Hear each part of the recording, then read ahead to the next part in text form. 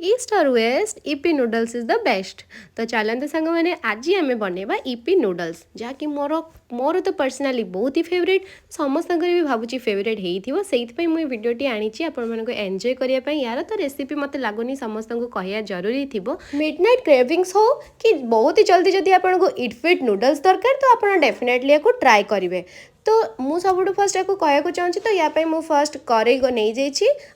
पूरा पूरी गरम हाँपाई छाड़ देती सब सिंपलेस्ट वे यार टेस्ट भी एकदम बढ़िया रही भी चाहिए ऐड करेंगे केमी भी आप इच्छा बनई पारे बस मुझे बनाए पानी एकदम फुटापी छाड़देवे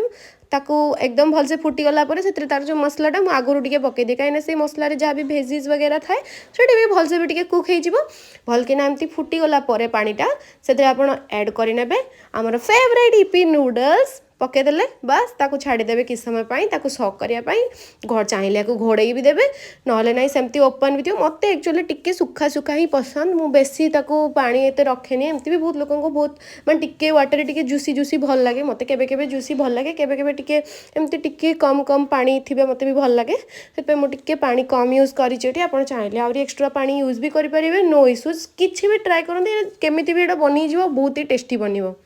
तो फाइनल लुक तो आपण मान आगरे कौन फाइनल लुक देखिए लाल गड़िला कि नहीं तो वीडियो केते एंजॉय कले मते कमेंट माध्यम निहाती जणाइबे। Bye bye.